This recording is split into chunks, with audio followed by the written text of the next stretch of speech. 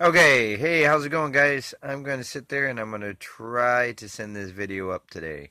Um, what we got going on here is Magic the Gathering. I kind of gave you a bit of brief of the sorcery, the instants, the artifacts, the creatures, the enchantments, and the instances. That covers most of it. The mana, we covered that. Variety of different colors, different types, and how they work. They do have combo mana, which is uh, two or more different colors that can be tapped for. Um, to be honest with you, my favorite one would probably be basic lands, um, because then you know what you're dealing with. Okay, there's lots of ways to bring up them lands. Another thing I really like too is the variety of different creatures. You kind of want to find out what you want to do with each particular. Well, I look like the Borg. My name is Tony. I am the Borg. You shall be assimilated. Oh wait, oh no, we're talking about Magic the Gathering. Sorry. Um, Yeah, sorry, I couldn't resist. No, but this creature here, I'll show you it. All right, this creature has shadow, and it can attack directly. In combination with this equipment here, I get a generated token. So if I play this one here to first turn, second turn I play this one. All right. So now you're talking. This has summoning sickness. The creature has summoning sickness. Then by the third turn, I can literally equip this to this and gain and deal 2 damage. You see that? 2 damage and gain an extra token. See that? Gain an extra token. Now that would be turn 3. Turn 4, I will be able to tap this, tap that, put a charge counter. By turn 5, I'll be able to give my creatures a plus 7/7, or I can always combine it up, pacify something, stuff like that. The cool thing about it is each player draws a card for each charge counter.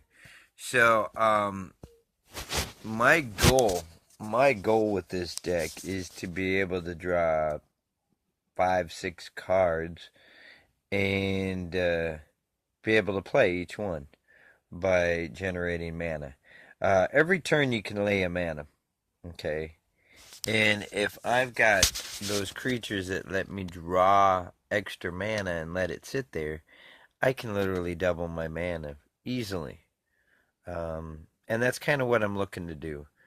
Uh, I'd like to be in this chamber here.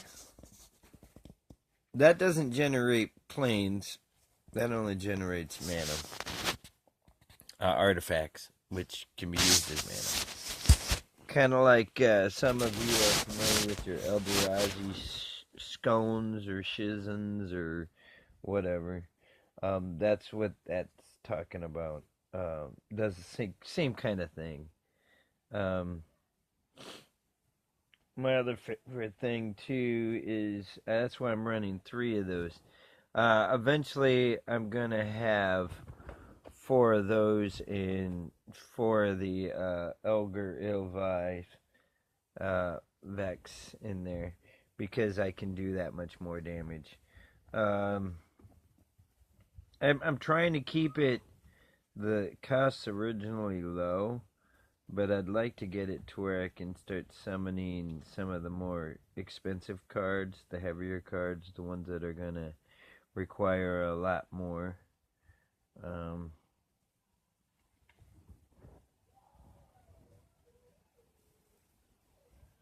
Trying to keep it mainly to vampires too, because vampires are gonna be my. I've got some angels in here. I've got some clerics. I've got some that have first strike. Made it to where creatures, plural, get double strike.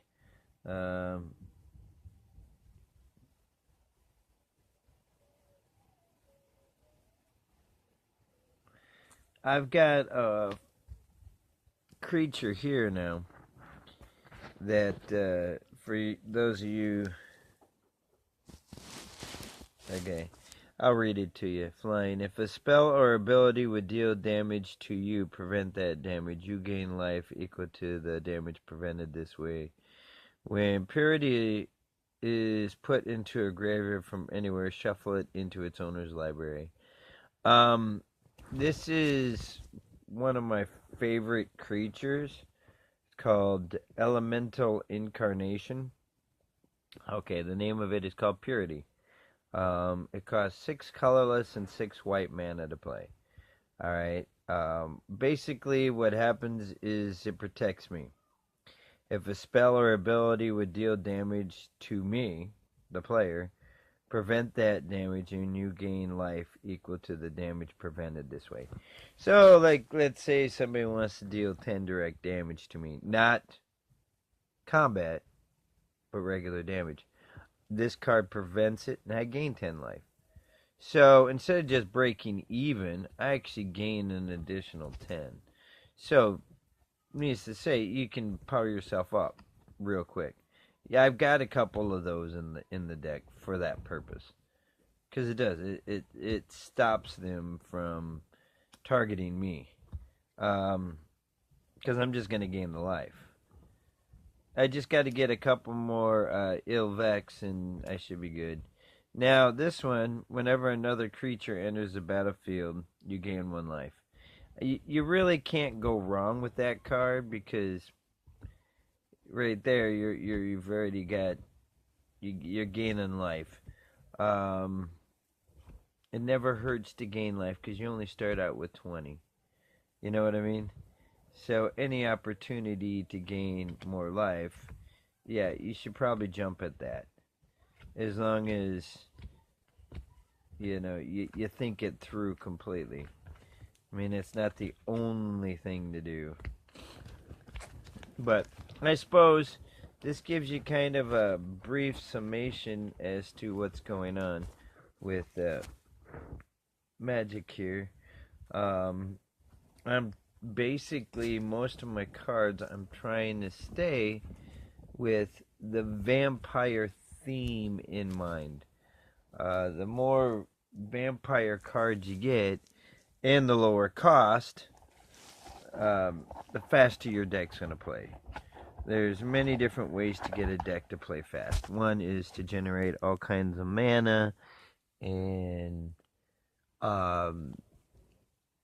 the more mana you've got going, the faster it's going to play. Well, that's true to a point, but eventually you're going to run yourself out of cards.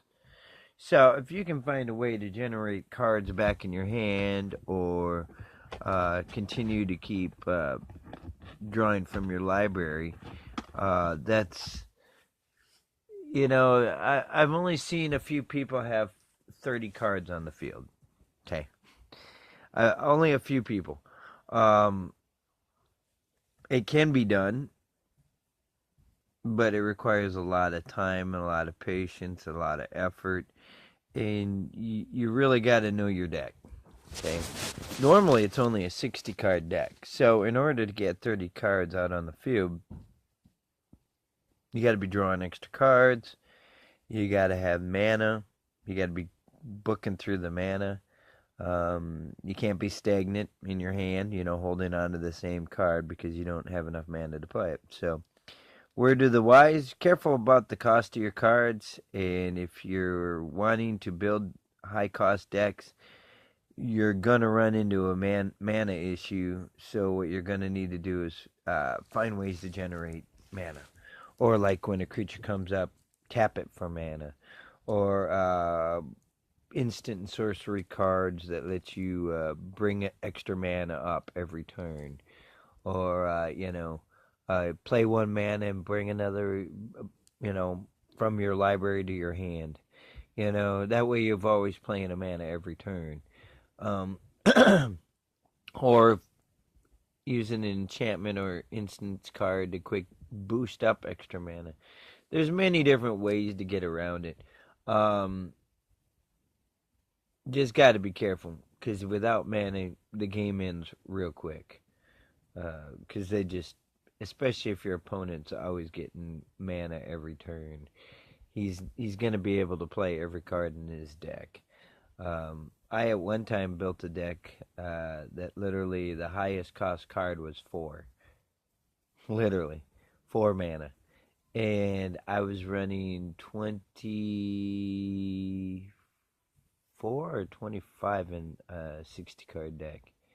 It didn't really matter because it was all the same color. The mana was generating just fine. So it all depends on what you're looking for.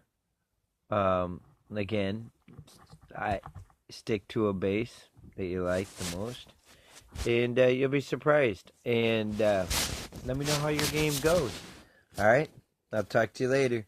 If you're in Sioux Falls, there are other places to play where they actually have an online deal. So, but anyway, you guys are the best. I'll talk to you later, and as always, have a good one. Bye bye.